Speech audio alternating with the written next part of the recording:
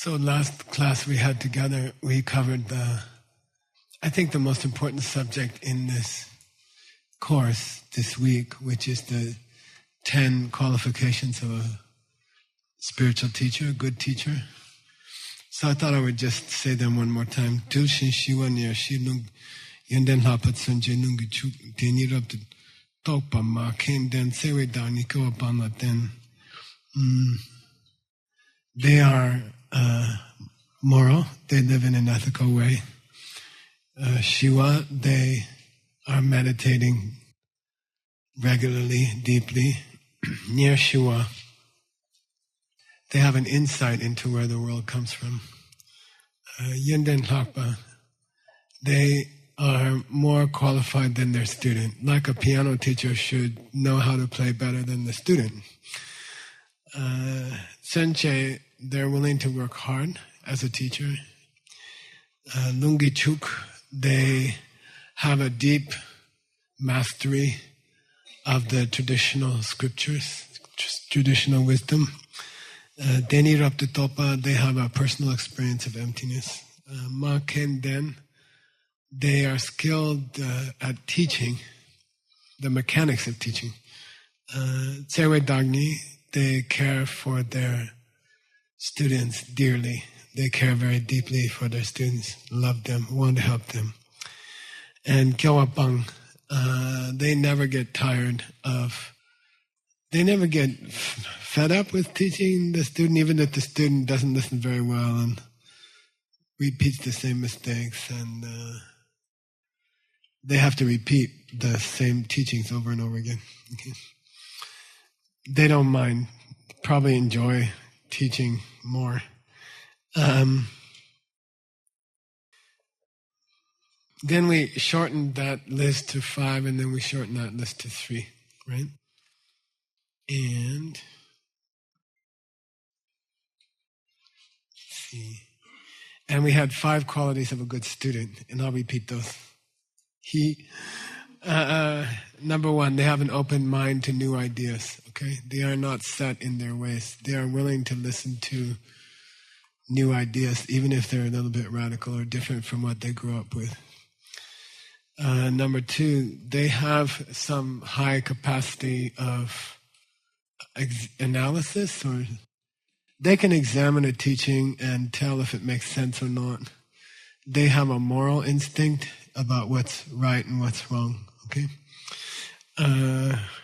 Junior Chenpo-chen, they have a big vision for what they want to do with their life. They would like to help the world. And personally, I think that, we teach all over the world. We have the pleasure and the honor to go all over the world and teach in many countries. And,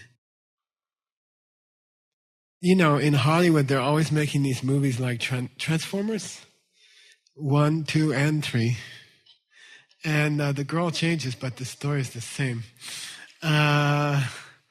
And it's a nerd who saves the world, He's just a nerd.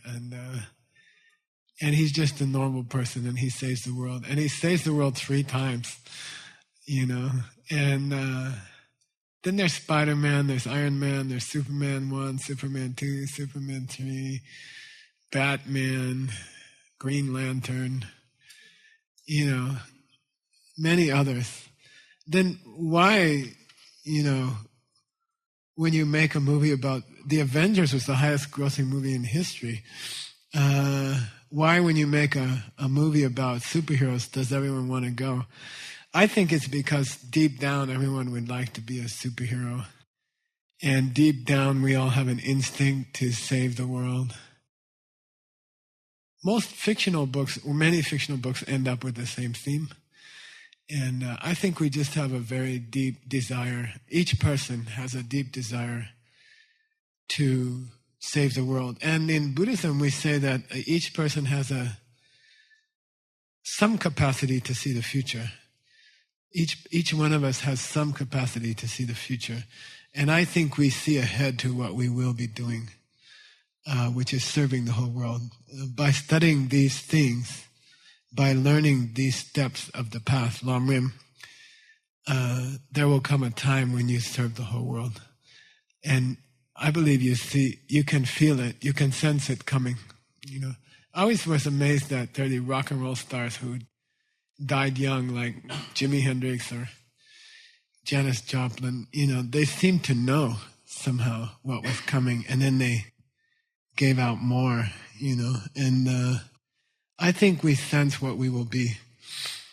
And we believe in Buddhism that each person here will save the world. And then you get to have your own world, take care of it like a baby.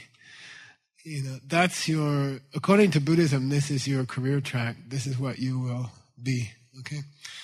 So, Dunyo Chambochen means even as a student, the student should think big. They should have big vision, okay? Then small obstacles don't mean much to you, I don't know, you lose your car or, you get sick or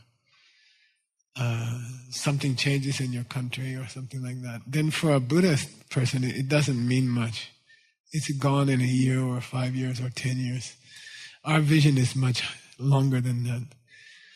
Hundreds of years, centuries ahead. So small things they're just not worth talking about much or things like that.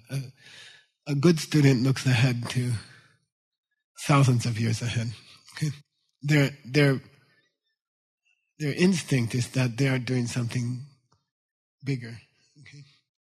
Number 4, they have a natural quality of affection and respect and closeness to their teacher. Okay, whoever is their teacher. Okay, even in grade school or high school, and they're towards their parents, they have some very natural affection for those who teach them and take care of them. Okay, and number 5, they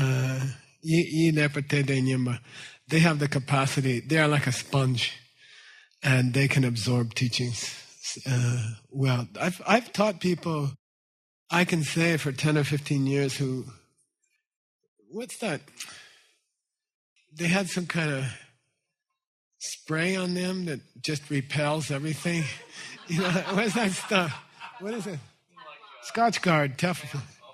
Yeah. And you teach them, it just bounces off. Like those vests that the police wear, And I've watched it I've seen it 5 years, 10 years, 15 years. They sit in the class and they don't change, and it doesn't affect them, right? They don't really listen. They don't absorb. So the 5th quality of a good student is they truly absorb things. I think that process is mainly related to when you come to a teaching, you hear things, and then as you drive home, as you go to work, as you talk with other people, you mull over, right? You think about what you heard. It comes to your mind. I think it's possible to be a kind of person who comes to class, hears everything, and once they get up, they don't think about it again ever in their whole life. And then other people, they're driving home and they're already processing what they heard. So the 5th quality of good student is they are processing what they heard immediately, and they are integrating it into their life. The greatest students, there's a joke in Tibet. There was a lama who was sitting on a tiger skin in a cave. And there's a tradition for lamas to sit on tiger skins because rattlesnakes also like caves. And when they smell the tiger scent, they avoid the cave. So there was a tradition to sit on a leopard skin or a tiger skin in a cave.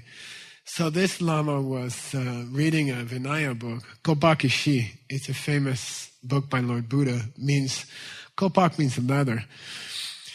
And one of the main subjects is that you shouldn't kill animals for their fur or their skin or their leather. You shouldn't wear leather, shouldn't use leather, shouldn't use animal products. So, he's reading this book and he's sitting on a tiger skin. And then he's like, he got to that sentence and he said, oh my. And he put the book down and he gets the tiger skin and he wraps it up and he walks to the cave, front of the cave, and he throws it outside, And then he comes back in, And he goes to the next sentence, which says, unless it's very cold outside, you're allowed to sit on the leather, and then he'd get up and go back and get the skin and bring it back in. But the point is that he was processing it immediately. Before he got to the next sentence, he was processing. So a really good student in the class, we're going to talk about how to treat your teacher in the next paragraph. We're starting now how to behave towards your teacher. And then they will be making adjustments in their behavior in the class during the sentence about that. They will start adjusting how they are going to behave. You see what I mean? And then there's a sort of magical thing occurs from karma that the teaching will design itself to your needs. Okay, the teaching will unfold exactly to fit you. If you're the kind of person who tries to apply it to themselves as it's being spoken, the karma will actually shift, and the teaching will be more customized for you, okay, as the teaching goes on. Okay, so here we go. Having given the qualities that you should look for in a good teacher, and again, you shouldn't be satisfied with less, okay? The main job of a Buddhist in this life is to find their heart teacher, and you have to. If you spend your whole life looking, that's a good use of your life, okay? Then now we're going to have it's a section called Deta Bi Lome Lama La Tenso Jita Chena. Are we okay, Adam? So if you find a good student who has those 5 qualities, and they find a teacher who has those 10 qualities, or pretty much, then Tenso Jita Che. Then how are they supposed to relate to the teacher? What's supposed to happen now between them, okay? Like that. What's their relationship supposed to be? Now we got to, after how many years? 3 years now. We've been in this class for 3 years. We just reached the first step. How to find a qualified teacher and how to be a good student. So if those two come together, what's supposed to happen? What's the relationship supposed to be, okay? Sumba Sambe Tensu La Ni. So in this section, the third section of this teaching, we have a long section about how you are supposed to think about your teacher, okay, in your mind, your mental, your emotional relationship to your teacher, okay? That's first. What do you think is going to come after that? Yeah, and then more like your logistical relationship to your teacher, okay? Like your physical relationship to your teacher. But the first one is, how do you think about them? What kind of thoughts do you have in the back of your mind about your teacher? And how do you cultivate an attitude towards them which is, what do you call them? Ideal or something for your own progress, okay? So here we go. Sawa Dempa Jama Dankaren Jesu Dempa Trene Kupa Kepa O. Sawa, what's Sawa? The root or the foundation of all Buddhist practice is Tepa Jama. Tepa Jama means reaching emotions of faith, reaching feelings of faith towards your teacher, faith in your teacher, devotion to your teacher. And the Jangma implies, what do you call it? Development of something you don't have naturally, okay? So it means you have to cultivate it. Jangma here means cultivate devotion, because you may not have it in the beginning. And can you cultivate that kind of attitude? Because it's nice to have, okay? And I repeat, I've had teachers my whole life. I think I started when I was 17. I met my first Tibetan Lama when I was 21, and have never not lived with or been serving directly my teacher since then. And it's the coolest thing in your life. It's the most wonderful thing in your life. There's nothing like that, and it's the most fun and beautiful thing you can do, okay? And I did it for, 39 years, okay? And it's wonderful. It's fantastic. It's like so happy. It's such a happy thing. Okay. Sawade Pajama. So how do you develop this kind of attitude towards them? And then Katen Jesur Jen name. Katen is what? Yeah. Thinking about how kind they are to you. And then automatically you will have some kind of respect for them. Okay. So Katen Jesur Jenma means think about the kindness they have shown you. Okay. And we'll get there. Okay. Katen is a beautiful word. I don't think it exists in English. Katen means specifically the kindness that your heart teacher has granted you. Okay. And then if you start to meditate on that, then you become a very grateful person, and gratitude makes people beautiful.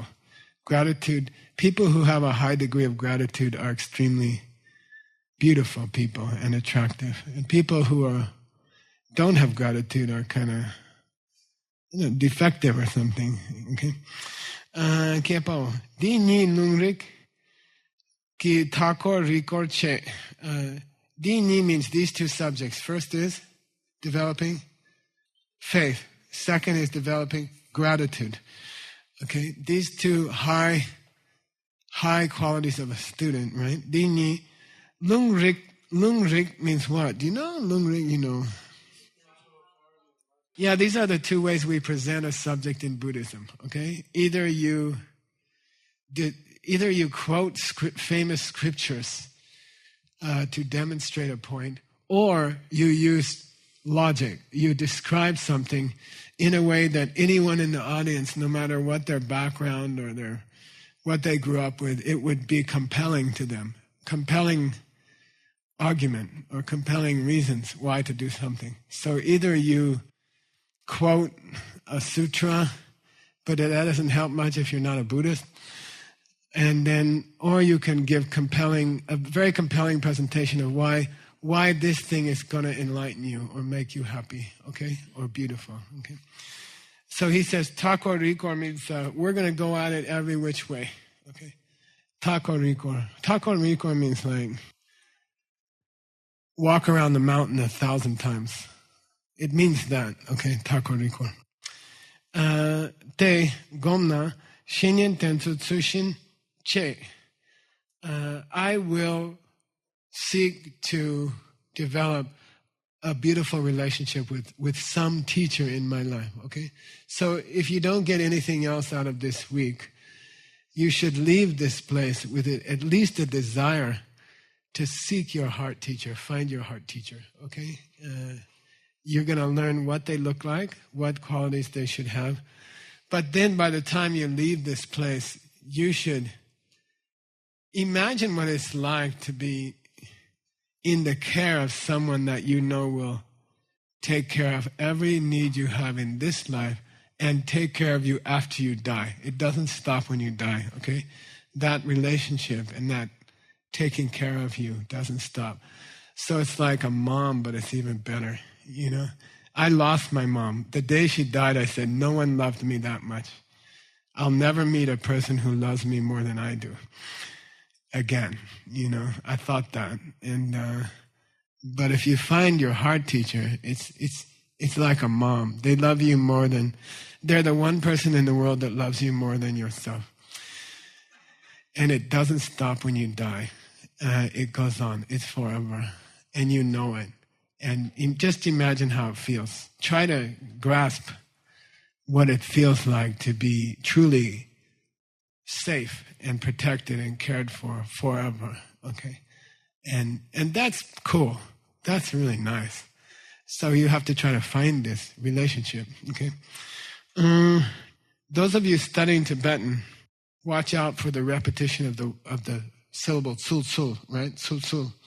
It's not a mistake. It's not dupekyun. You have to pause correctly. Tensu tsulshin. Say tensu tsulshin. So they're parts of two different words. They just happen to bump into each other. Tensu means how you relate to your heart teacher. Tsulshin means correctly. Okay? And then, unfortunately, the first word ends in so and the second word begins in so. And it looks like an error, but it's not. Okay? Tenso, Tsushin Chen Nyabe, Doshik Chembo means by the time we finish this week, you should be all excited about finding your heart teacher, someone who can take care of you like that. Okay? You should be, Doshik Chembo means turned on. Like, wow, okay, I gotta find them. All right? Doshik Chembo. It's the most beautiful thing you can do with your life. And it's the most beautiful relationship to be in. Okay? It's the nicest thing in a human life. Okay? Choshuk Chembo Ong. Demin Chu Shu Nyamba Le Miyongwe. If you don't have this kind of joy about searching for your heart teacher, Demin Chu Shu Nyamba Le Miyong. When you come to a teaching or when you seek spiritual knowledge, it'll just be kind of mechanical. Okay? I would like to pick up another couple of concepts, at the talk tonight. I hope he's going to cover something new, and I can pick up a few more, merit badges. I can have a few more ideas in my head like that. It just becomes mechanical, and it's not living, okay, like that. If you don't have that joy, the happiness, okay.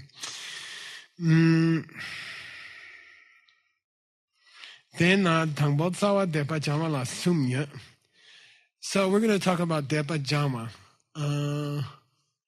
developing faith, okay, devotion. Generally speaking, okay, faith is discouraged in Buddhism, all right, in the sense of blind faith. We are encouraged never to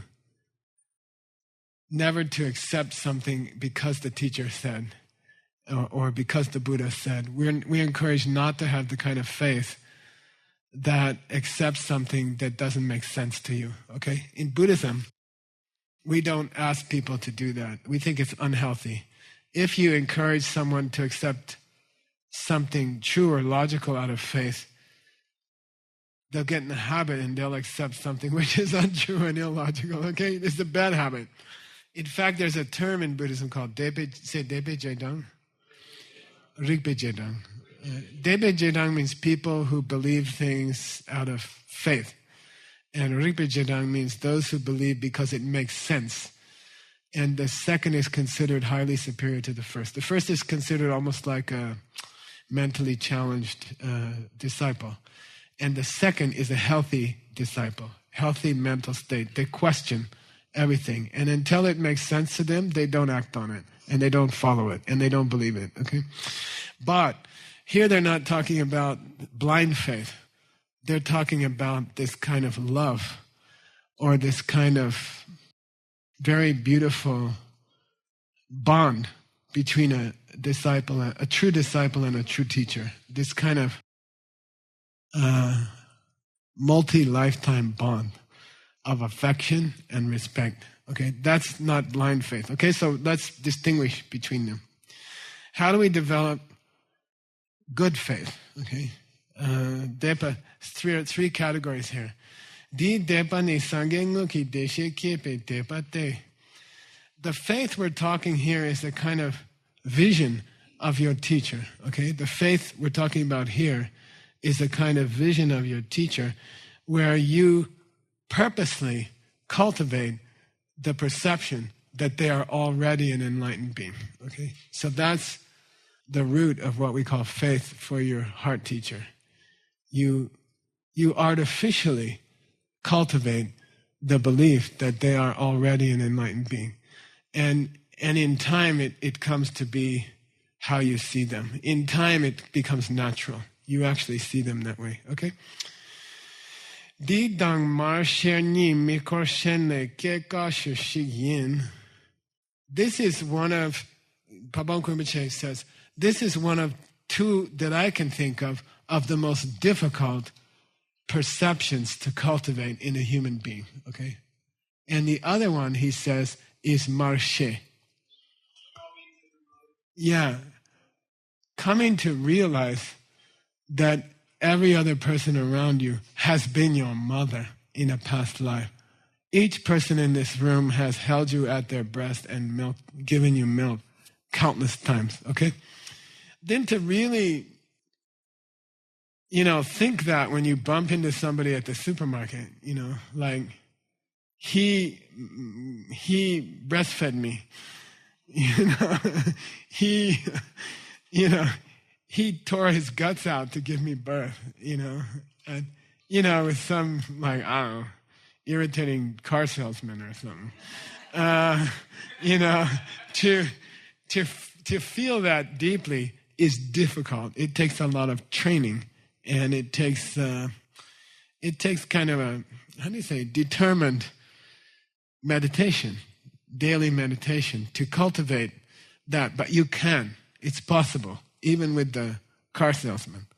It's possible to reach a point where the minute you see them, you're in love with them, because they died in childbirth with you many times in the past. Even that chubby car salesman, And then when you meet them, it's a whole different feeling. You're not like watching out for them, or you're not like suspicious of them. Right away, you're in love with them. Even when they're relieving you of a couple extra $1,000 or something, okay? You're like, I love you, okay? All right? That attitude is hard to develop for a human being. And equally difficult is the perception that your teacher is an angel sent to take care of you, okay? As an enlightened angel purposely sent on a mission to take care of you. Sounds like Angel A, come on. We saw a movie, we had a movie in Pizza the other night, and there's a very nice French movie. Only a French person could make this movie. Of an angel who is assigned to help a young man. And if you haven't seen it, you should see it. Angel A, okay? Subtitles. So those two attitudes, he says, gosh, okay? We talked today about the basic form of an adjective, the comparative form of the adjective, and the superlative form of the adjective. Here is an example, okay? Start dictionary entry, okay? There's I forget what you call it, like a declarative form of a adjective. Here it's difficult. Ga means difficult, okay? Ga means difficult. Kawa, dile kawa, the comparative is more difficult. Kawa, okay? Kawa, you can say that. Here is the superlative.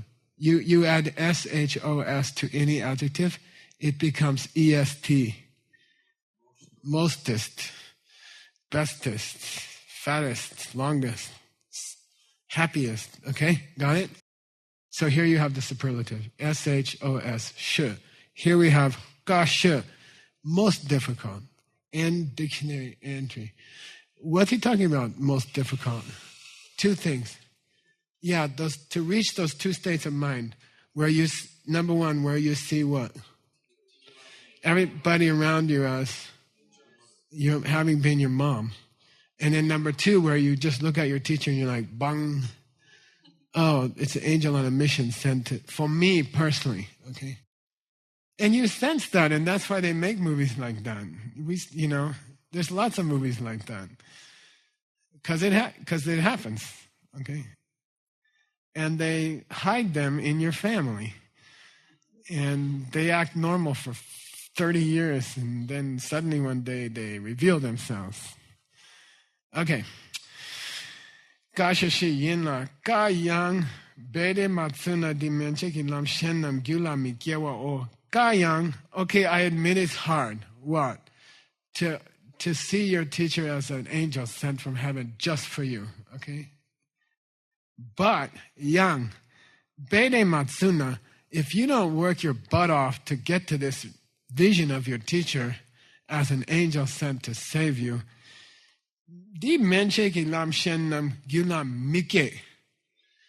everything on down from here, everything after the first step, mike.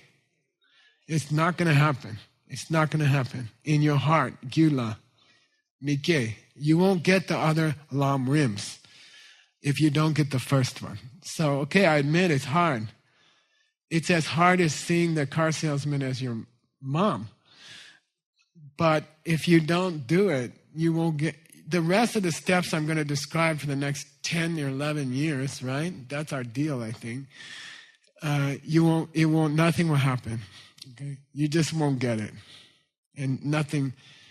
I liked the other day, I stumbled on a good way to describe the Lam Rim, I think. There are about 20 or 30 personality changes that we have to make in ourselves.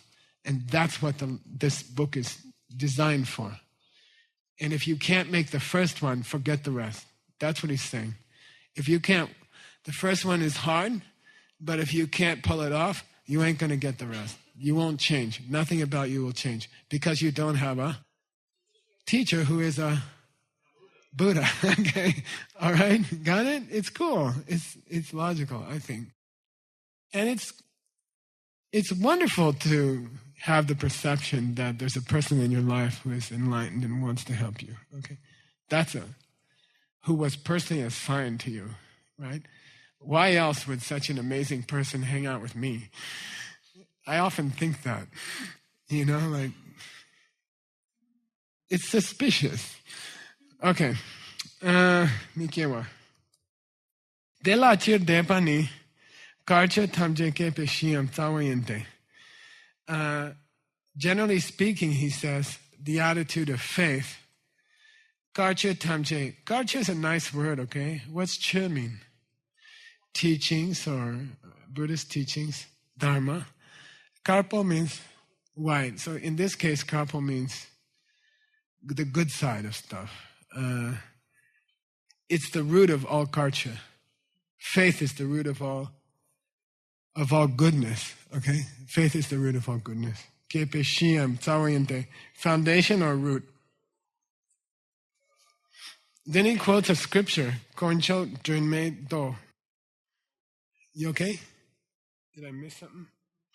Koncho means the three jewels, the three objects of worship, really, in Buddhism. The Buddha. Sorry.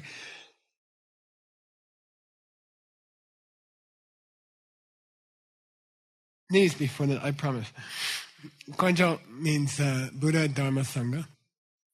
The Buddha and the teachings and the community of people who practice those teachings, roughly. Junmei means a lamp, okay, like a flashlight. And Do means a sutra, the sutra of the lamp of the three jewels, okay? And he quotes it. Depa ngundo matar kepa te, yenten tamje sungshin pawa che. Faith precedes all else. It is like the mother who gives birth to the rest of your spiritual practice, okay? He calls it the mother. Yenden tamje sung. With faith, you can protect all good qualities you ever develop, and pelwa, you can increase them if you have faith, okay? Then he tells a nice story, okay? Sorry about it, but it's funny. In days gone by, 18 plus 900 and, no, 18, 2000, anyway, 1,000 years ago, give or take 50 years, Lord Atisha, Joel Chambala, Mishiki, one person said something to him, came up and said something to this great teacher who helped bring Buddhism from India to Tibet, named Lord Atisha. And that person said, Atisha, oh Atisha, Damnak Shu, can you give me some words of spiritual advice? Shu, She. And Atisha said, nothing. He said nothing. And the guy's starting to get a little irritated. He said, Atisha, Damnak Shu. Give me some advice already, He asked twice. Lendi Shukyang, Chang Masung means, Chiyang or Chang Masung means, he didn't say anything at all. Chang. Masumana, Ke Chembo Burpete. Then the guy thought Atisha's hearing was going bad. So he said, Atisha, can you teach me something? Okay, Pubete. He. What's that? He. Okay. Kaola nawa ta sambo do. It's very colloquial. It's like, hey man, there's nothing wrong with my ears, okay? I'm just sambo do. Menga chawa, you want some advice? Tepa. Faith. And he refused to say anything else. Okay. She Sumbadang. That's all he said. Repeated it 3 times. Gyawa and Sapachembo. Those of you interested in Tibetan, I don't know. This should be Wen. Okay, D-B-E-N. Okay, Wen. But in modern colloquial, it's kind of shortened to Wen. Wen. Say Wen. It's like, I heard in Paris, I don't know, but they say we differently and they go, wet. So if you're American, you want to fake that you're a Parisian in Paris, don't say anything else. Just say wet. Okay. That's the only French word I remember. I'm really trying hard. Okay, Gyawa Sapa. I gotta learn in this lifetime. You gotta help me.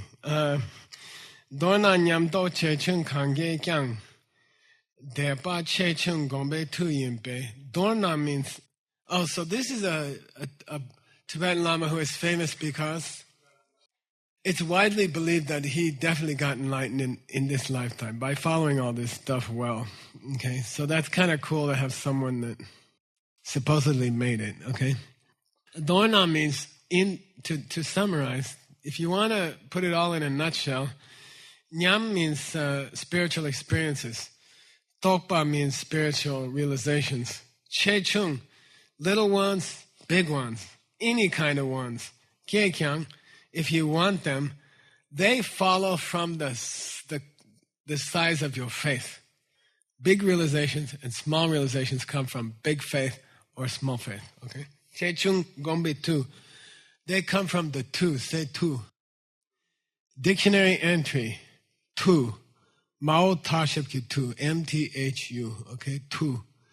Tu means, there are several words in Tibetan for power.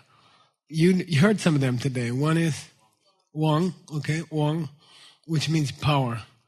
Then we have Top, like Topshi, the 4 powers, right? So, and this is the third one, Tu. So I thought I'll tell you the difference. I'll explain Tu by explaining its contextual place between the other 2 words for power. So Wang means more like, how to say, power in the sense of political power or personal power or power of an empowerment. An empowerment is called a Wang. Okay. Then and the sense powers are called Wang. The eye, the ear, nose, tongue, body are called Wang. Okay. So you get the feeling of Wang, some kind of innate strength or power. Okay. Then Top, Satatatano the Tobasa Top, S-T-O-B-S, means more like force. Okay, Topche means they used great force. So it's the difference between force and power. You get the feeling between force and power. But Tu is a cool word. Tu means mystical power. Mystical power. And it's just like understandable mystical forces are called Tu. Okay, it's a cool word. I like this word too. Okay, and he says, whatever realizations you get in your life are from the Tu of faith. Okay, they derive from the mystic power of faith. Okay, but if you're translating a Tibetan text and you come to Tu Gyap, be careful, because that means to curse someone with a magical negative, what do you call it? Voodoo. To gyap means to like stick pins in a doll. So be careful with tu, okay? It can mean high, beautiful, pure, mystical power. But in a certain context, to gyap, it can mean to cast a spell, especially a black spell. Okay, and in fact, it's believed in Tibetan tradition that Pabongko Rinpoche was the victim of a tu gyap, and that's a long story. He engaged in a mystical battle with some negative forces, and he won, but it hurt his body. And if you look at photos of him, as a young man, he's very handsome and very strong and well built. And then later he was very obese. And they say it was damage done to him by this battle between good and evil. Okay, that's just a traditional story about him. Okay, all right. And dictionary entry for two. All right, Yinbei, we're doing a video dictionary. I just think it might be a cool idea. Because now YouTube will put anything up of any length, and they don't care how many you put up. So I thought, why not make 50,000 dictionary entries? Really, and call each video MTHU, two. And then if you want to know what the word two means, you type two and you get a 5-minute explanation of it. And that becomes a dictionary. I think it's a nice idea. Mudub Jungne Jinchen Lama La.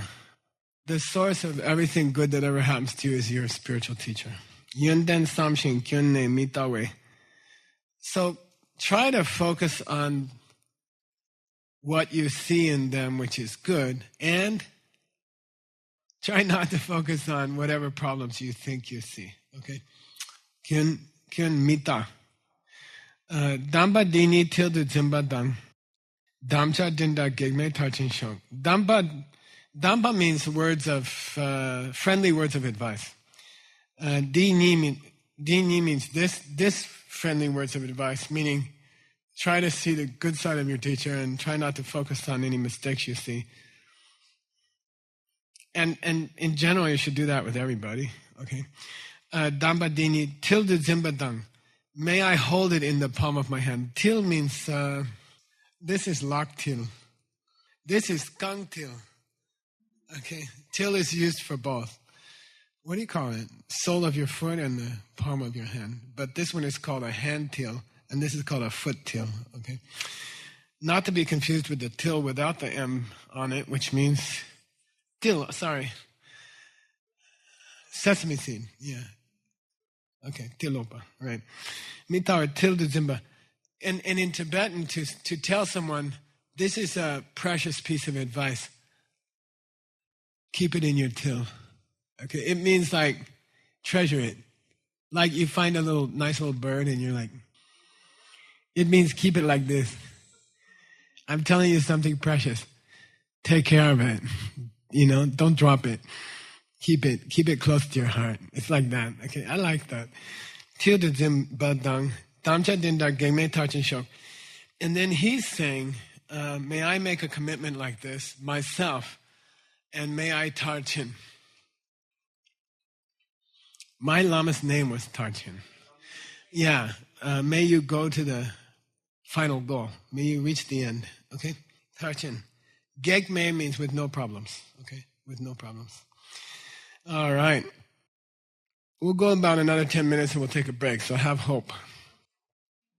Chepatar rangla topa kemi keso lama depa yemedang.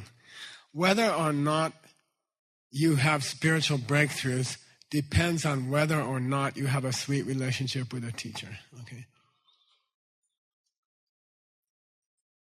I don't know any really good musician who didn't spend a long time with another musician.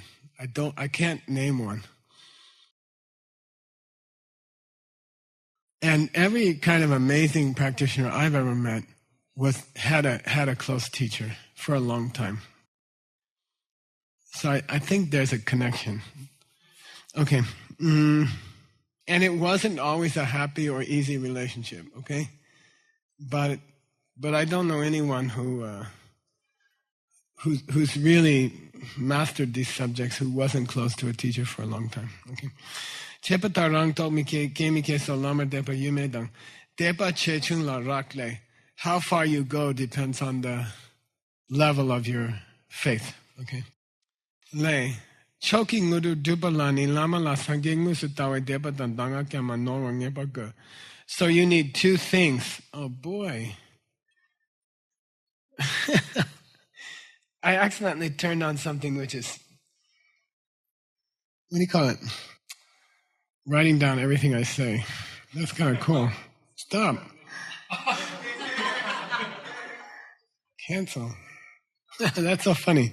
Now it says write out everything I say. It works though. I gotta learn how to use that.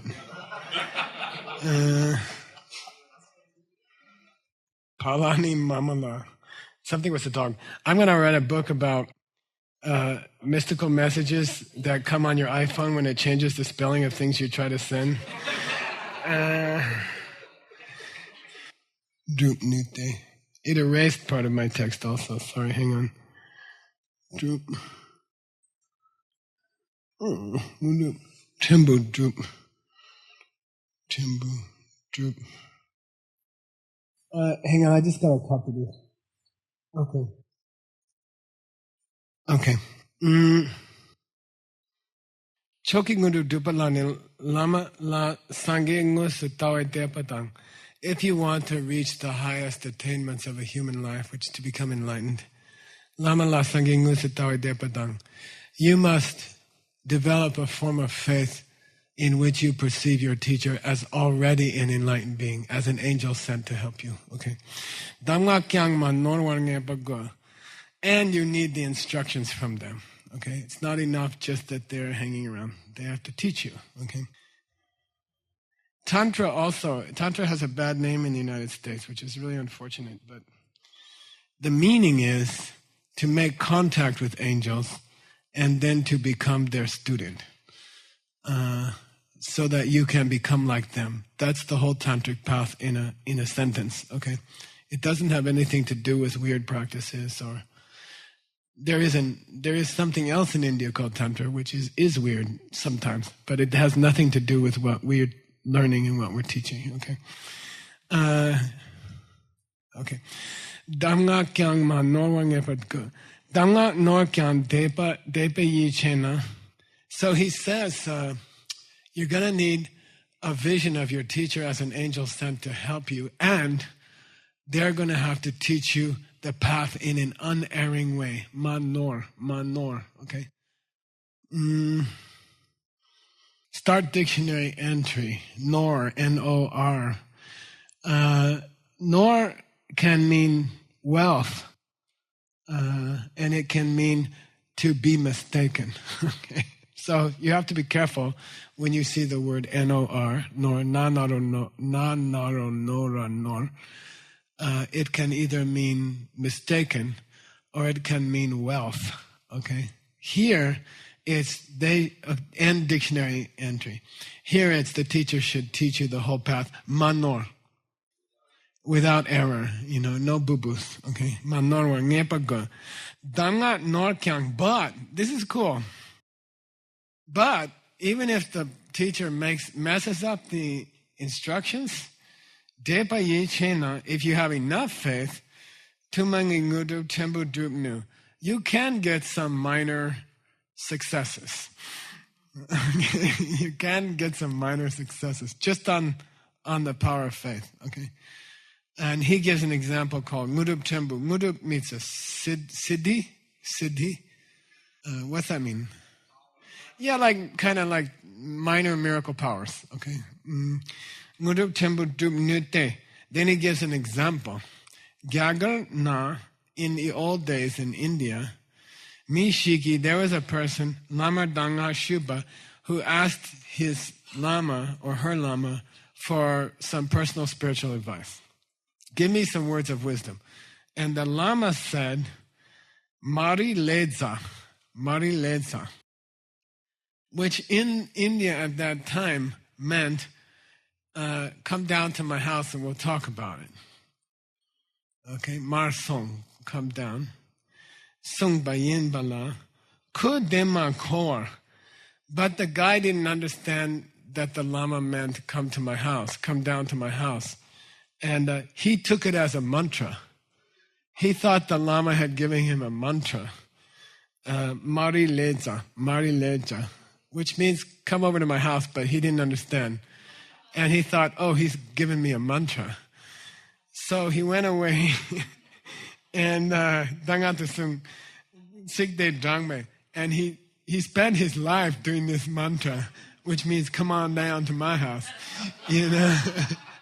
And because of that, he gained powers, miracle powers. What kind of powers? Rangshengi ne Serpa. He became a healer. He could heal his own illnesses and he could heal others. Just from the power of faith in come on down, y'all. All right. Serpa Chung. There is such a thing. 4 more minutes till your break. I'm using the time. Yang Chiki Om Bale Bule Bunde Soha. She Hamotsun de Ngaki Tsadang Ba Norne. So there's a mantra to a goddess named Chunda, which is related to Tumo, inner fire. Okay, and some teacher taught their student the mantra for this deity, which is Om Bale Bule. The student heard Om Bale Bule Bunde Soha, but the ba was supposed to be a tsa. Om Tsale. It was supposed to be Om Tsale Bule Bunde Soha. And so he, according to normal Buddhist belief, if you don't pronounce a mantra correctly, it doesn't work. There's a power in the sound of Sanskrit because it resonates in your chakras. Sanskrit came from your chakras. The sounds of Sanskrit were heard by the first people to use language from their own inner body. So if you mispronounce it, you create a dissonance between the mantra and your own inner body. Okay, so then it won't work so well. So this person heard the mantra wrong and repeated it wrong for a long time. Di kap changye depani, Norway changde, and he or she repeated it by mistakenly the mantra for a long time. And muge kap, there came a time when there was muge means what do you call it? Famine in their country. Muge means famine. Muge kap do tsune superup. And he could take stones and boil them and eat them.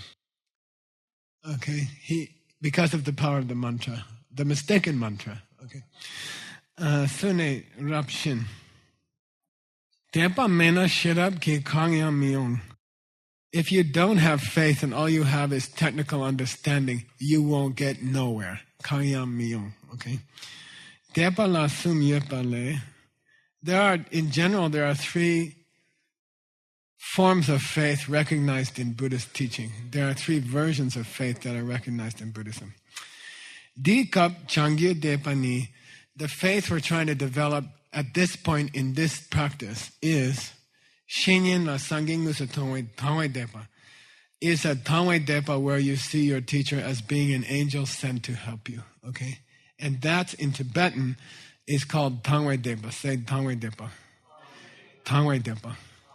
So Dhamma is a beautiful, beautiful word. And then we'll stop for a break. Dhamma means crystal clear, like a mountain stream's water, like pure, super pure snow melt water, or the water off the beach in Bahamas. Okay, I used to surf in places in Hawaii. Buddhism interrupted my surfing career. But there's some places where I used to surf that they're so clean. The water is so clean. You'd be on a very large wave and you look down and you can't see the water. And all you see is reefs and sharks, and it's really frightening. It's like, if I fall, I'm going to rip up my body, because the water is so clear you can't tell where the water starts. And you can see everything underwater, which is not nice to see in Hawaii. So anyway, that's Dhamma. Dhamma means absolutely glass, like glass, clear. And it refers to a kind of faith, okay? It refers to a kind of faith. A person who has Tangway Tepa has this sweet, intensely pure vision of their teacher, okay? That's called Dhamma. You see? It's the word for that kind of water. It's totally immaculate faith, clear faith, crystal clear faith. Something like that? Dhamma. Okay? Dhamma. Those of you studying Tibetan, this is a very unusual word because it has a D, V, okay? And V is a wasar. It's a piece of another letter which is artificially attached to a letter in Tibetan when you want to distinguish, you want to differentiate that word from another word, and they have the same spelling.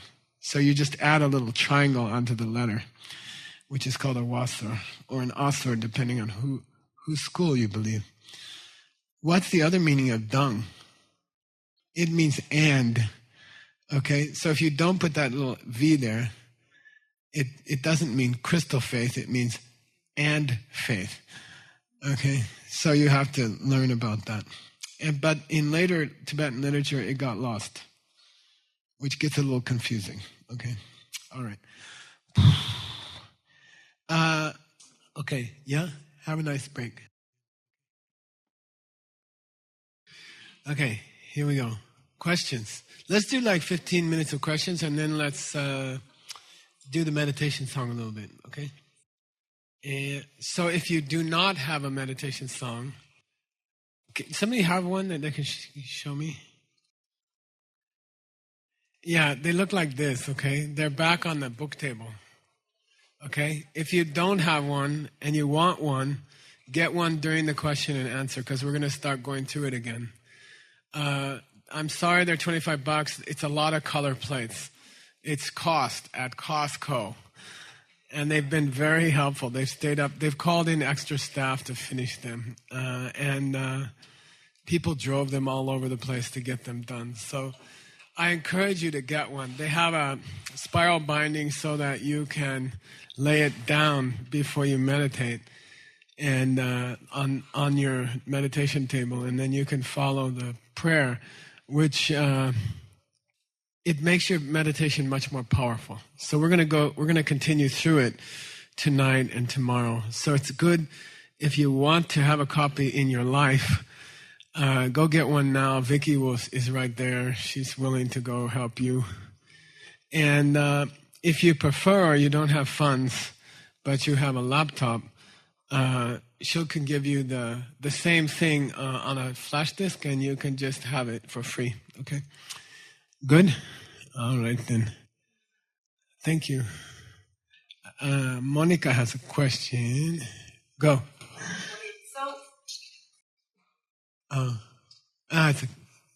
It's okay. I'll repeat the question. So if we get angry at a bodhisattva and we destroy seeds, yeah. Like when we do any other misdeed, when you're planting negative seeds in your mind, so we can go in and take them Yeah. out. Technically, you don't take them out. You just diffuse them. Yeah. So if you get angry at a bodhisattva, you might be planting negative seeds, but you're also taking out good seeds, right? Yeah. So there's burning them. Oh, by the way, the process, when they say burn, they mean in the sense of, someone gave me some nice seeds for some flowers from Mexico.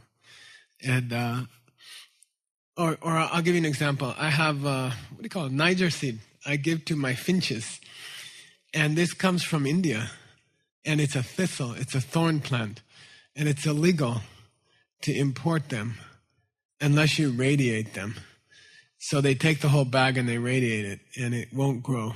If the seed is there, it's yummy to eat for the birds, and it will never grow. Okay? And that's what happens when you do the 4 powers. Yeah.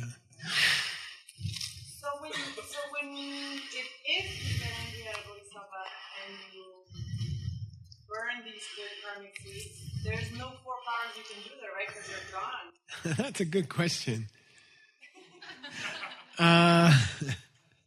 I don't know.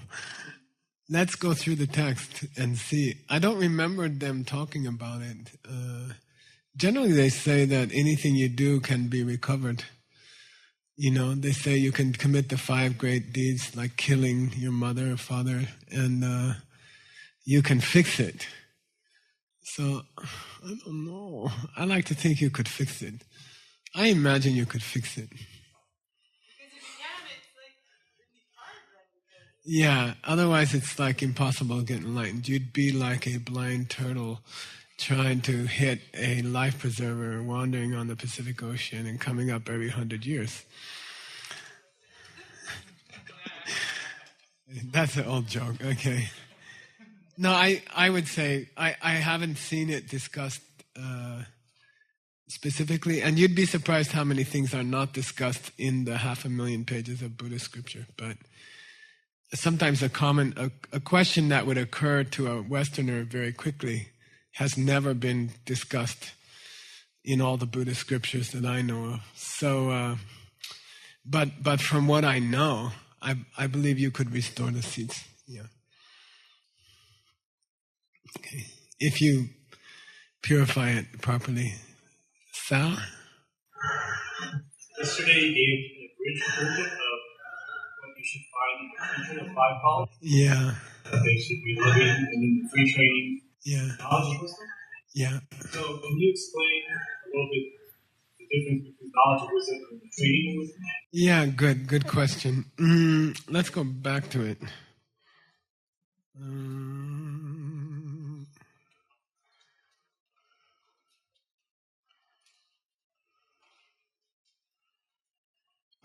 Lapsung ki gyud tulwadang, they should have softened their heart with the 3 trainings. They should have love, and they should have realized suchness. So Sal's correct. There seems to be a duplication of 2 of them, because the 3rd of the 3 trainings is the training of wisdom. And then on the 5th one mentioned here is Deni Topa, which means a perception of suchness. So again, I think you could go either way, but personally I would go to Deni Topa, meaning the direct perception of emptiness, suchness. He's using the word Topa, which is RTOGS, okay? Which can mean to understand the pen thing outside of a meditation.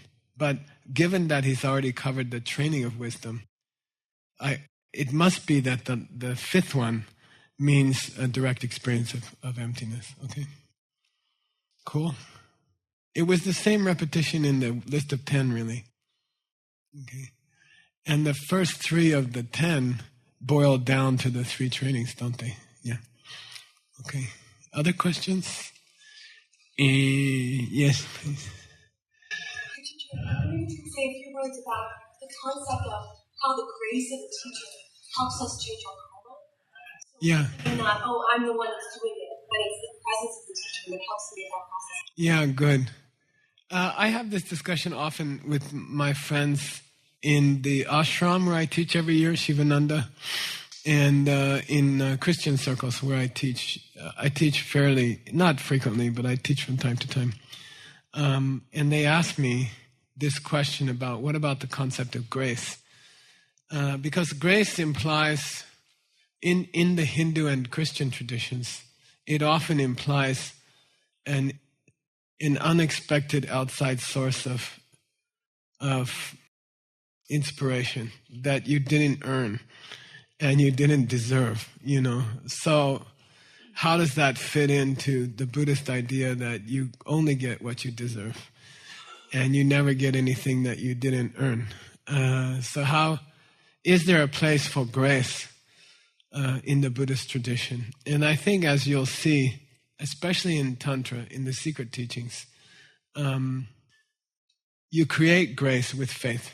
Okay, so if a Christian says, if you believe in Lord Jesus, then Lord Jesus can save you, that doesn't contradict Buddhist scripture. It's in keeping with Buddhist scripture, because Buddhist scripture says the power of Christ is created by your faith. The karma of believing is what gives Jesus the power to help you. And then Jesus himself said, right? He cured a lame man or a blind man, and the blind man said, "Oh, thank you, you are so powerful." And he said, No, your faith has cured you, not me. So that's it, very much in keeping with Buddhist ideas. So I would answer that there is such a thing as grace in Buddhism, meaning, like cosmic slack cutting. And it's created by belief in your teacher okay, so it's totally in keeping with the laws of karma.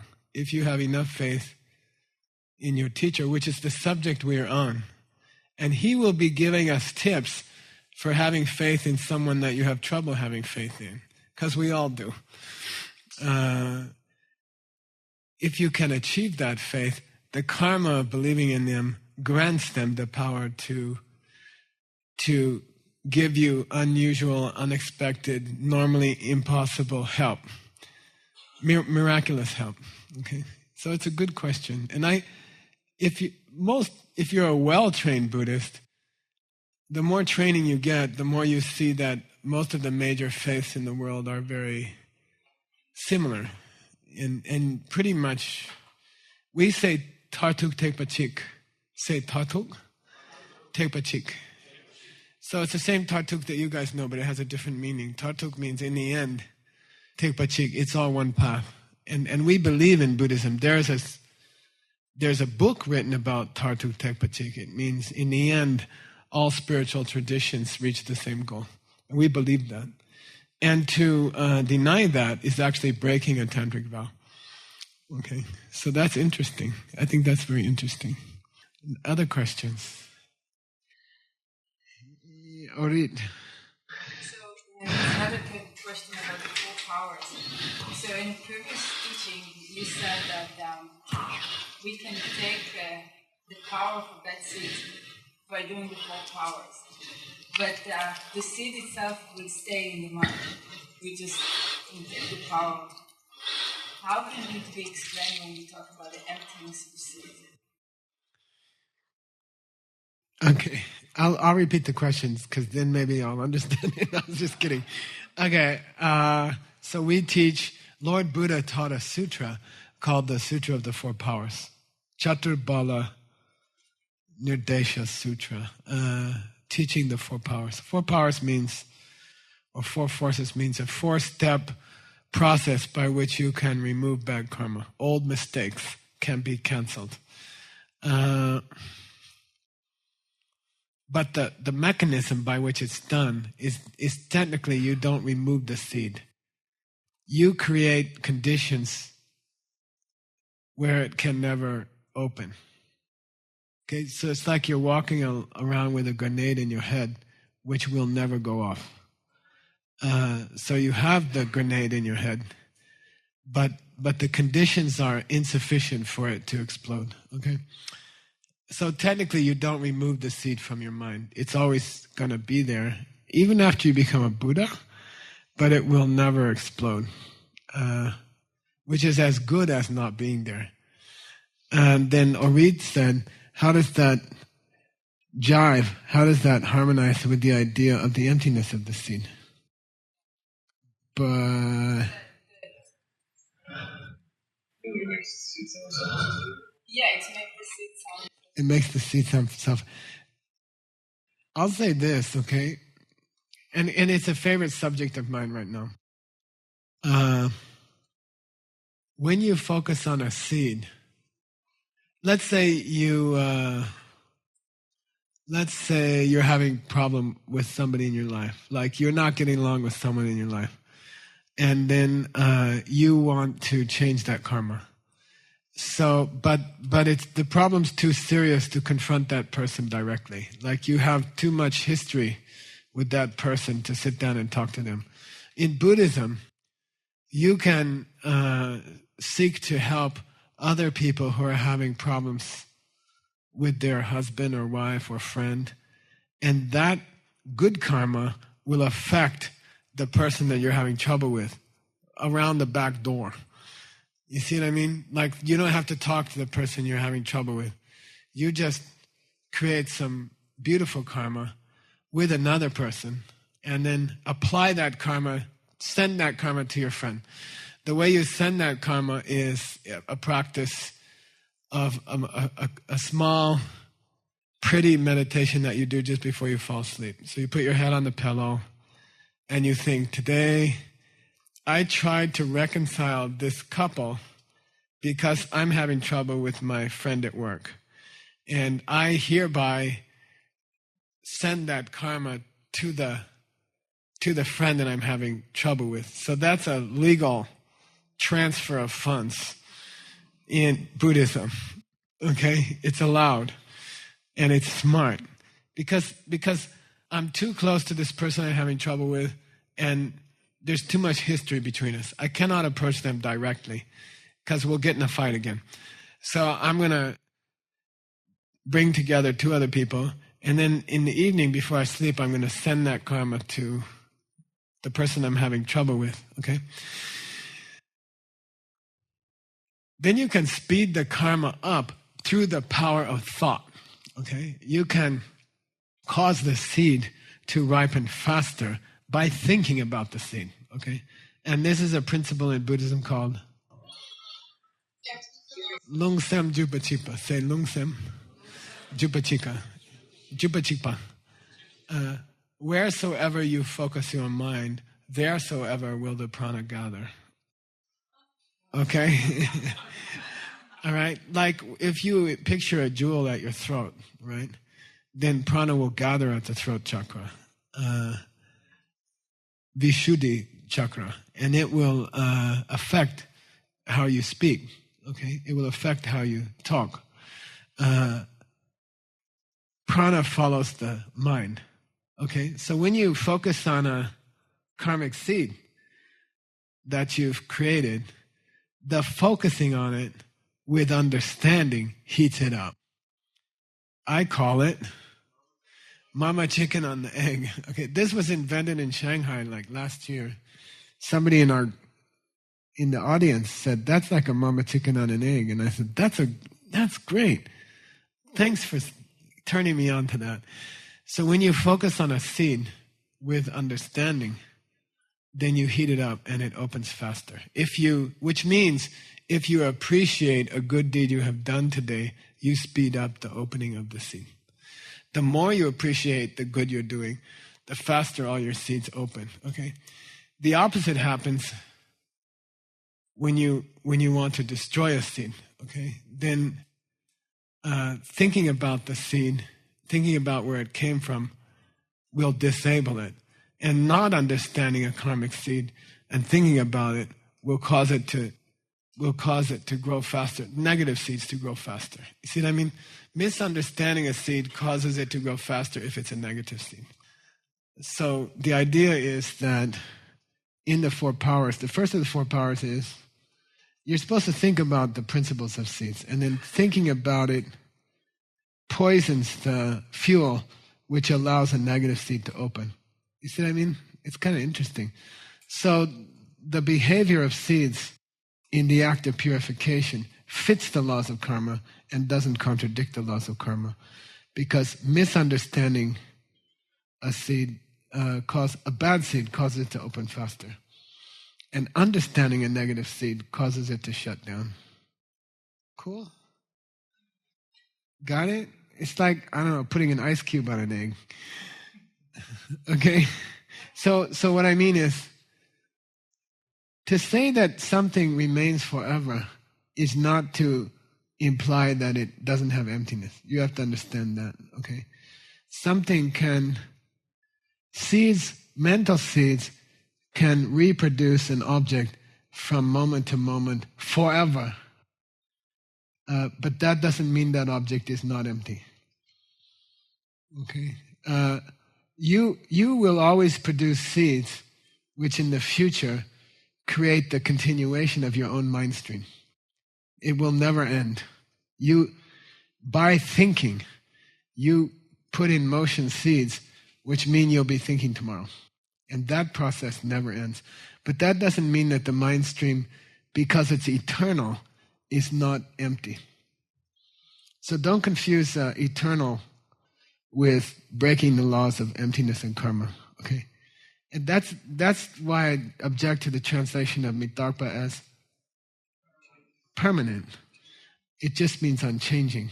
So it's not the case that if something is eternal, and it's also not the case if something's quality never changes, that it's not empty. Because all that means is the same seeds are perpetuating the same thing forever. It doesn't mean it doesn't have seeds. So can we say that we took the power of change? Can we change it? Can we change the power of the seed? No, we took the power off, but Yeah. it's still a negative seed in the mind. Yeah, it's still a negative seed in the mind. Could you ever get rid of it? Or could we change it? Okay, good question. Or could we change it to a positive seed? No. I don't think so. Okay. But that doesn't mean it doesn't have emptiness. Okay. Because something can be eternal and something can retain a single quality forever. And something can be unchangeable or unchanging and still be coming from karmic seeds. And still follow the rules of emptiness. So can it also apply to quality? Yeah. Yeah. For example, the fact that nothing about you is innate will never change. And that's your Buddha nature. And that never changes. No, there are many things. The fact that your ear did not come from karma is, you see, every part of you has one of those things. Yeah. Good question though. So it is possible for something to be eternal and to be never changing and to be flowing out of karmic seeds forever. That's okay. That's not a problem. You got to get used to that. It doesn't mean that thing is artificially fixed as something. It just means that the mechanism of the seeds is that you will always propagate the same seeds just by being you, which is how your mind continues on forever. Okay? Everybody, enlightened or not, is always making the same karma to have a mind tomorrow. And that never ends. You never don't make that karma. But that doesn't mean that the mind does not have emptiness. And it doesn't mean that the mind doesn't come from seeds. Got it? Difficult question, but beautiful question. Yeah. My Lama, if someone looked like that, he'd say, cook it. How are we doing on time? We'll take one more from Brooks, okay? Because he works so hard on the books. But we should call you Book Singer. Okay. All right. That's cheating. Okay. That's like that desert package fee. They advertise the car online. I can't get over it. And then you go there to buy it, and they say $3,000 more. And you say, why? And they say, desert package. And you say, oh, of course, you're not supposed to ask, what is the desert package? They say, well, we're required by law to check the car before we sell it to you. Anyway. So in relationship to our teacher and a spiritual partner. So if you do not have a heart teacher, is it a worthy endeavor while you're looking for a heart teacher to spend energy on the partner in light of the heart teacher being the most important in life? And then if you do have a heart teacher, why would it be a worthy endeavor to spend any energy on getting a spiritual partner if that took away from any time of your life? Okay, good. I'll just answer from one angle, but there are many angles here. As we'll be seeing, when they send the angel on a mission to get you enlightened, they often send them to have a close relationship with you because they'll have the most influence on you. So the most suspicious characters, possible angels in your life, are those people who are closest to you, like mother, father, children, grandchildren, right? Recently born grandchildren. Yeah. Or your wife, or your husband, or your partner. Okay, so just logically, which he's going to talk about shortly, it makes sense that the people closest to you in your life are the most likely suspects to be angels, okay? And get this straight, get something straight. They are given instructions at central headquarters that they're supposed to act normal and weird and argue with you your whole life until the day comes. So they are required to, right? Even in the movie, she wasn't allowed to tell him who she was. She almost got fired. And she did get fired, I think. Yeah, but thank God. So, you know, they will show up, they will purposely look normal for 10 years, 20 years, 30 years in your house. And then suddenly you'll have a breakthrough and you'll see who they really are. Okay, got it? So it's very logical that they would come as your wife or husband or girlfriend or boyfriend. Someone that you're super close to is very possibly your heart teacher, okay? And your heart teacher can kind of shift around during your lifetime, okay? So at first it seems to be a Tibetan Lama who's teaching you all this conjugations and prepositions, and then you meet a woman or a man who seems to be special, and then slowly the perception of heart teacher can shift into your partner, okay? So it's not unusual and it's not impossible, and it's not even weird, it's just cool, okay? And that's a very common process. So in regards to the second, Wang Duchenne, in regards to the second question, is it useful to go looking for a spiritual partner when you've already found your heart Lama? The answer is yes, yeah. Because there are other advantages to having a heart Lama who is your spiritual partner, okay? Which has to do with inner prana and practices that you can do together. A man and a woman together in Buddhism, it is believed, can get enlightened much faster than anybody else. Okay, and it's believed in Buddhism that Lord Buddha had a partner.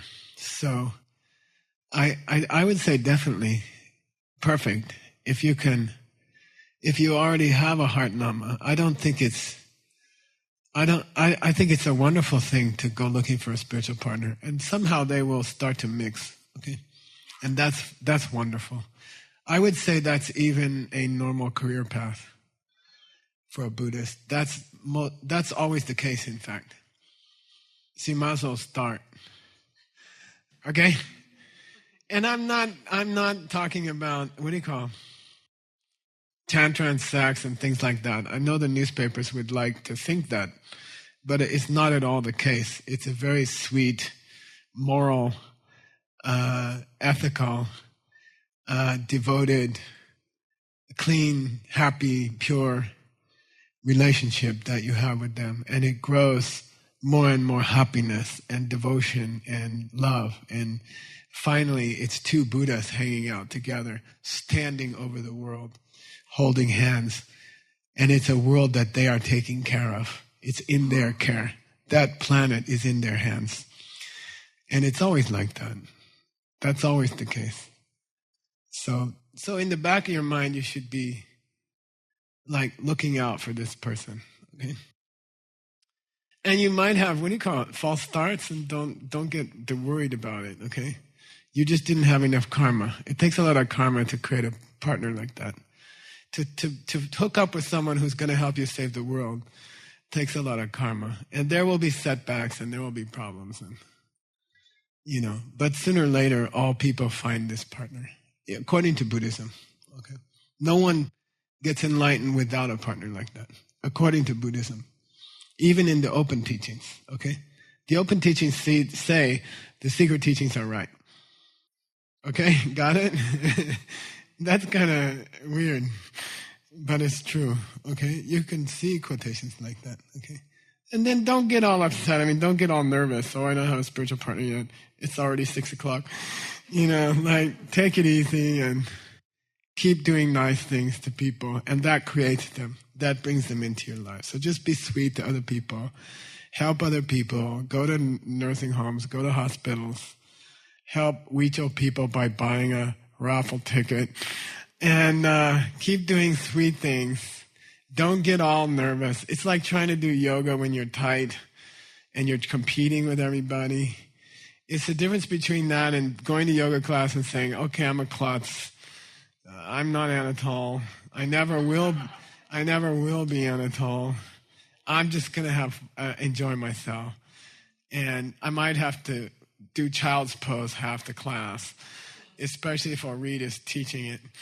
And then just relax. And, it's a difference between fighting in a yoga class and just relax and do what you can do.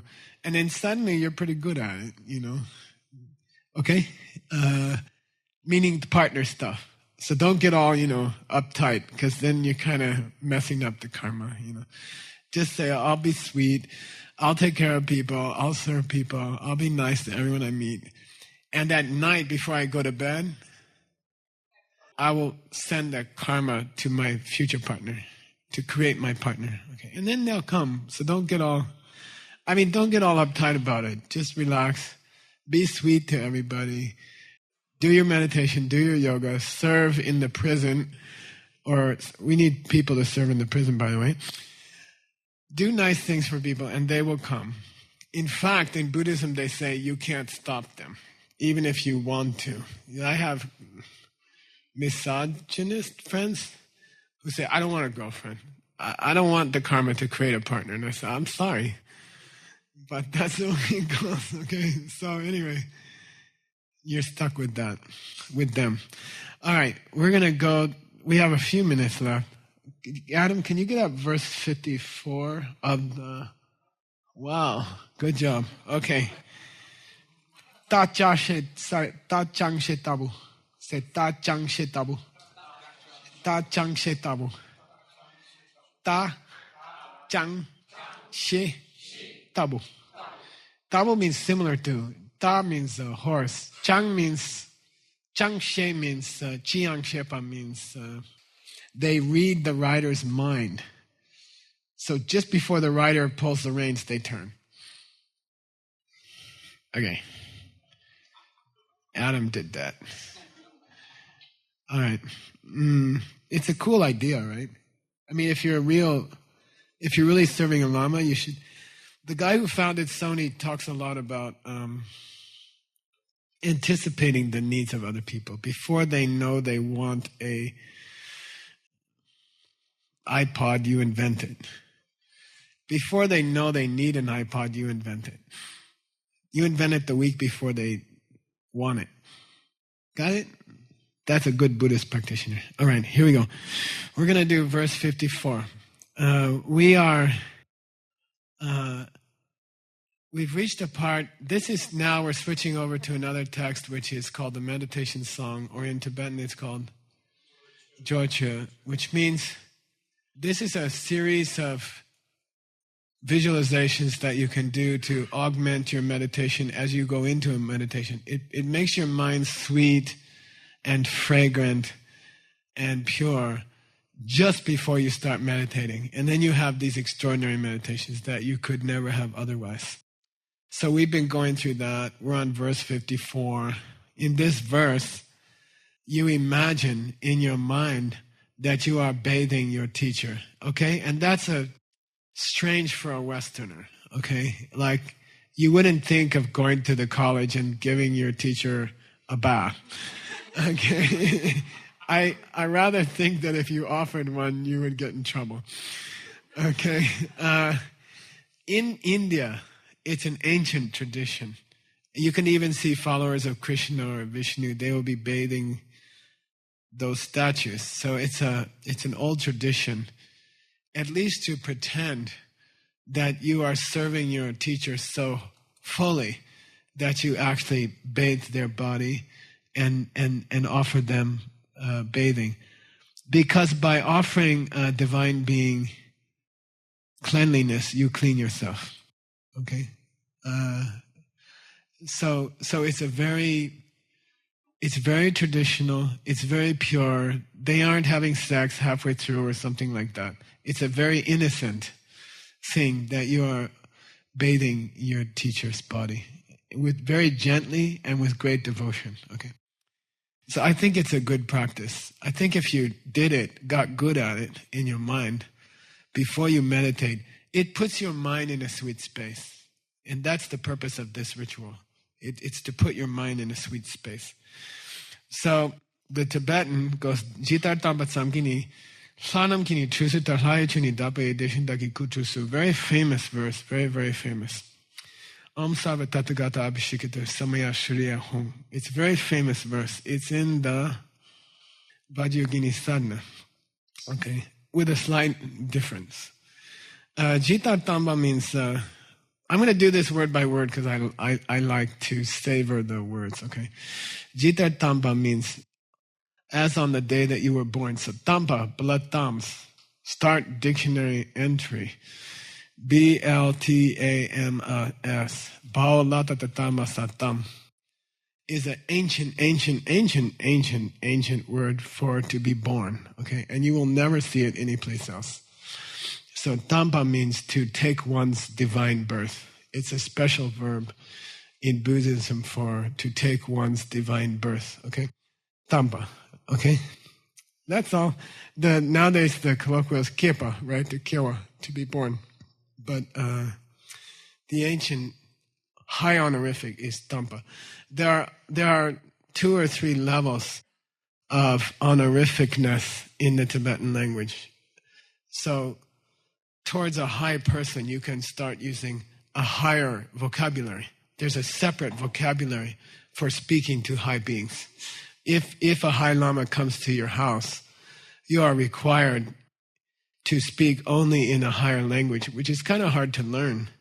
And depends on how often you're around them, how well you can speak it. But it's something like, if thou wouldst allow me, I would be, honored to give thy precious lips a divine cup of ambrosic tea, And there's a whole separate language for that. So tamba is high honorific, is extremely high honorific for to be born, okay?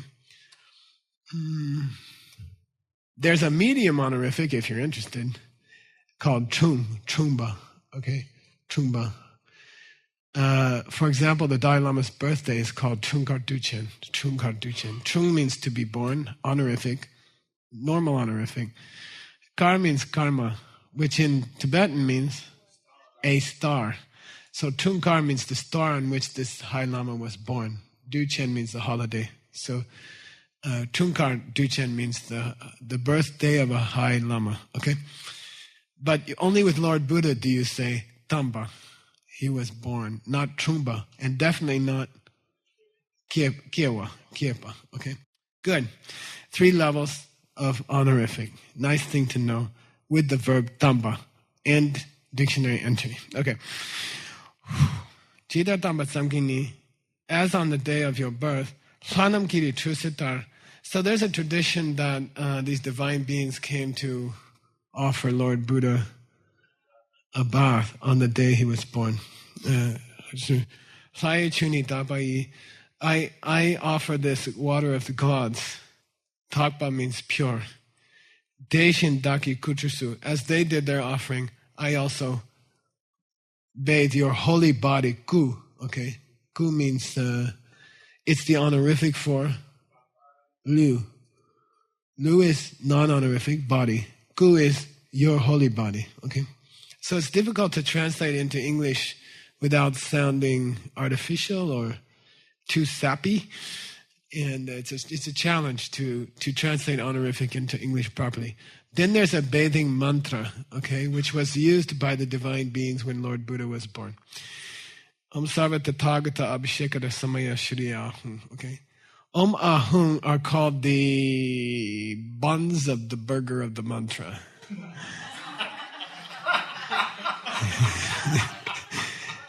I just thought of that, obviously. But a mantra should have what do you call it? A top bun and a bottom bun. You wrap a mantra there are certain syllables that open the mantra. Om is called Denje or Goje. It means the opening sound of a mantra. It means you should start a mantra with the word Om, with the syllable Om. And then you should conclude a mantra with Ahun. Okay, Ahun is called Shitsuk. Shitsuk means nailing down the mantra. So you wrap the mantra in Om, Ahun, and then in between is the mantra Om Sarva Tathagata Abhishekara Samaya Shri Ahun. Okay, so we got covered Om Ahun, right? Now we got to cover the burger. Okay, Sarva means all. What's the word for a shoulder stand in yoga? Sarvangasana. It's 3 words really. Sarvangasana. Okay. Sarva means all your limbs. Sarva means all. Anga means limbs. And asana means a yoga pose. So the yoga pose which is supposed to benefit all your body is a shoulder stand. Because of the effect on the thyroid, theoretically. Okay. Sarva means all. Tathagata means those who have gone that way. And you're not supposed to say tha. There's no tha in Sanskrit. When you see th in a Sanskrit word, you're supposed to breathe heavy, okay? Tathagata. Tathagata, okay? Gata means gone, right? Tata means that way. Gone that way. It means gone to enlightenment, okay? Tathagata. Abhishekata is the Sanskrit word for granting an initiation. The word for initiation in Sanskrit, tantric initiation or empowerment, is abhisheka. Okay.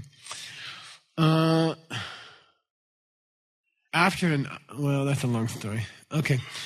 Abhishekata, but it means to sprinkle water on something. Okay. So in this case, we are bathing the lama in this water. Okay. Yeah. Say again? We only have time for one question. Say again? We have plenty of time for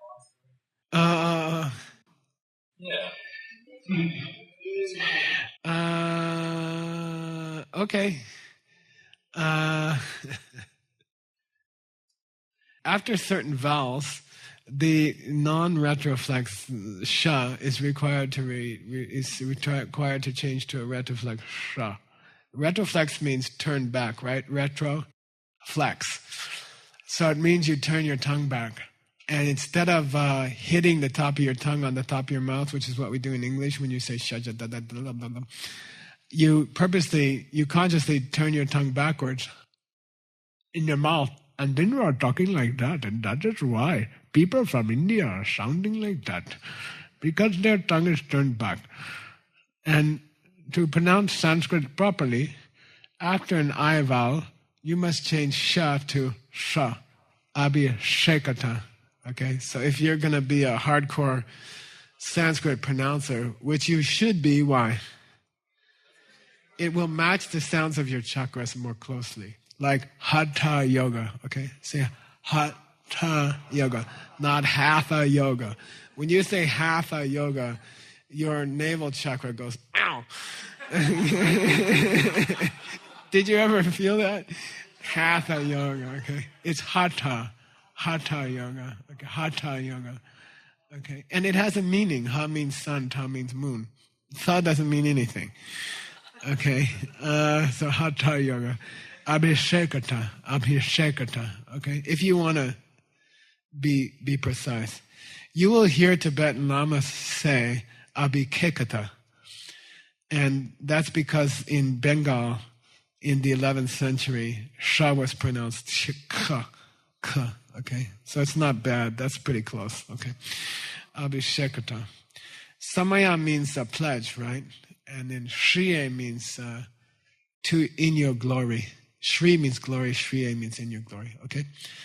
So the mantra, I didn't look it up exactly, but I can take a shot. It's something like, oh, all those who have gone thus, I keep my pledge to offer you bathing. Ahum, you are so glorious. I bow to your glory. Okay, like that. Shri. Shri is like in Sri Lanka. It means glorious or blazing. Okay. And it's often used in Indian religions as an address, form of address for a lama or a teacher. Sri Patabi Joyce, like that. It's misspelled in the name of Sri Lanka. Okay, isn't that sad to misspell a country's name? All right. Huh? Better than Ceylon. Yeah, maybe it's better than Ceylon. I'm not sure. Okay. Let's do one more just for... Okay, is that okay? We'll be 15 minutes late. I'm sorry for that. And I know it's hard to sit here and listen all night. I know it's hard. I've been there. It's hard. And you're sleepy and you're like, why isn't this guy shut up and let us go home? Okay. But I don't care. Punso Gelek Choe Tumbuku, Thai Doi Rewa Koisu, Malu Shija Jishin Sipitu, Shakits Odelas, Kutrasu, Tubong Doji Chang Kutrasu, Om Sabat Tatagata Abhishekata Samaya Shriye Hum. Okay? So these are continuing with bathing mantras and bathing, acts of bathing. Okay, we're going to bathe different people. Here we're bathing the Lord of the Able Ones, which means Lord Buddha. Tupe Wangbo, say Tupe Wangbo. The Sanskrit is Munendra, say Munendra. And that has two, you care? You want to know all this? Okay. Muna Indra, okay. Then Muna means, the Tibetans chose to translate Muna as able one or capable one, Tupa. But literally it means the quiet one or the one who doesn't talk too much, okay? And there's a yogic practice called Mauna, which you strengthen the vowel. You strengthen the U to Ao, okay? Which is just a strengthening of the vowel. Initial strengthening, Mu to Mao. Mo. Strengthen further to Mao. Verdi means Mauna, which means the practice of not speaking for a day. Or there's a nice yoga teacher in Mount Madonna. I think he hasn't spoken for 50 years or something. An Indian. He's been keeping Mauna for 50 years or something like that. It means ritual refusal to speak. It's a nice custom, say, for the first couple hours of your day. If you want to try it, it's a nice custom.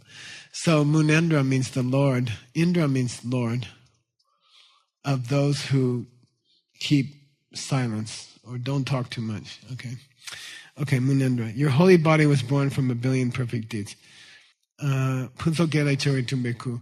He's praising the three qualities of a Buddha. Gu, Sung, Tuk. Okay, say Gu, Sung, Tuk.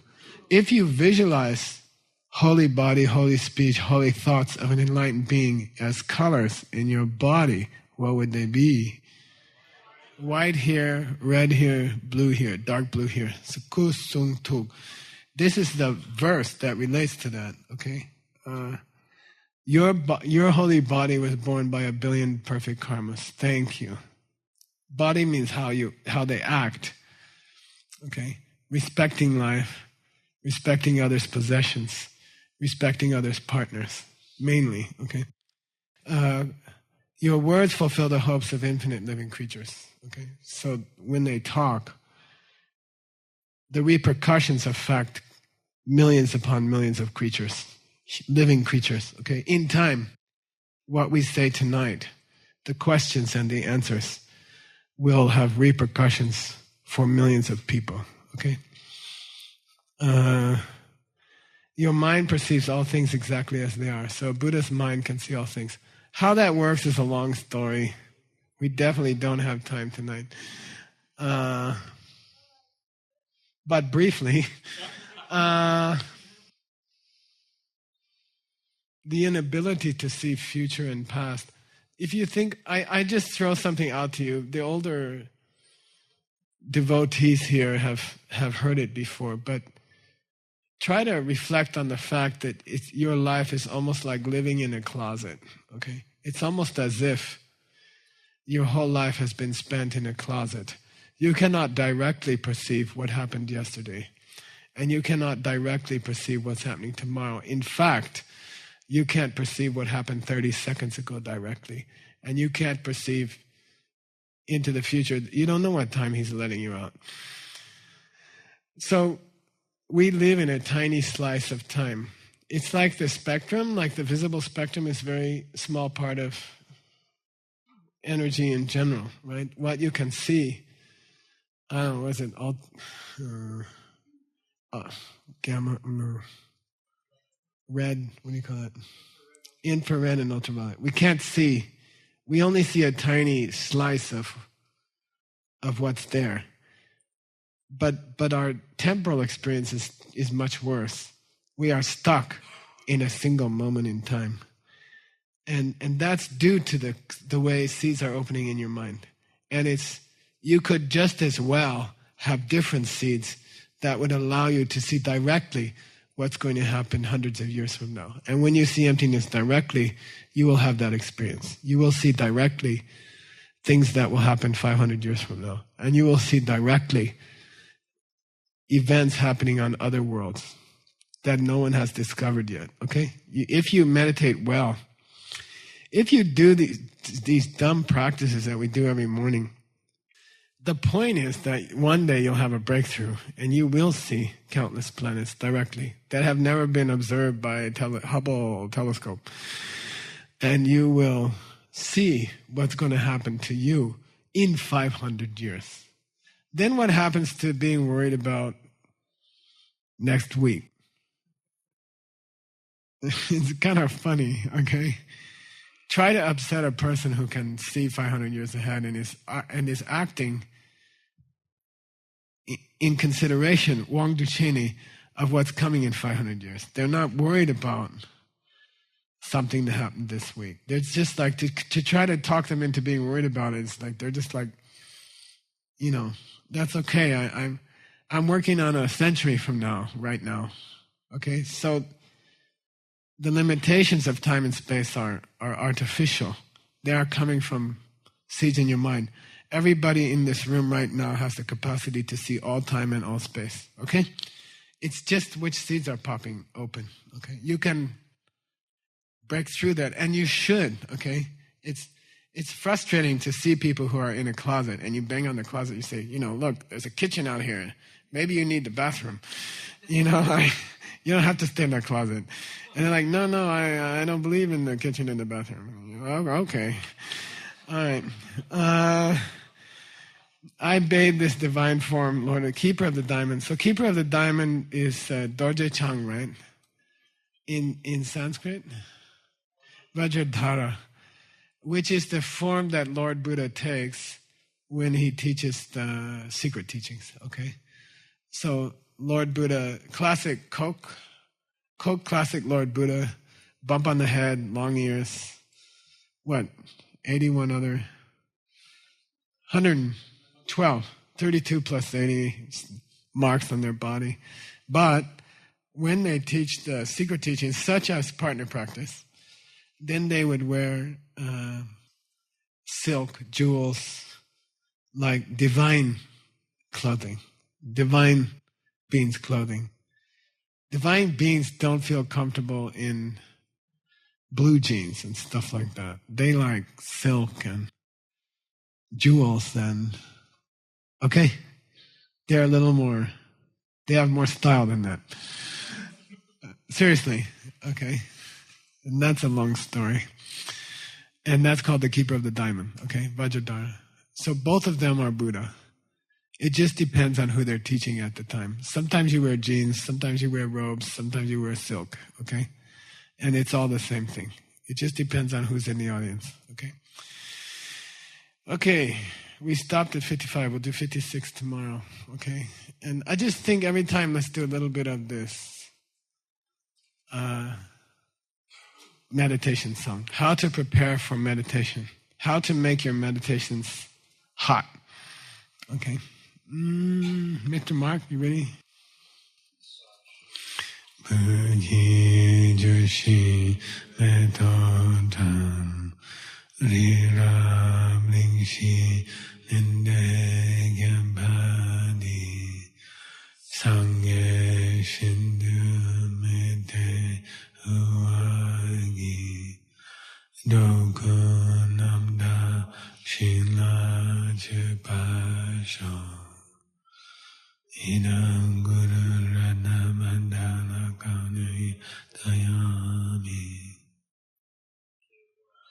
di kewokan tsunami shi zozo shi tsunami shi ne chui dabakuni dobasho. Okay, thank you for coming. See you tomorrow.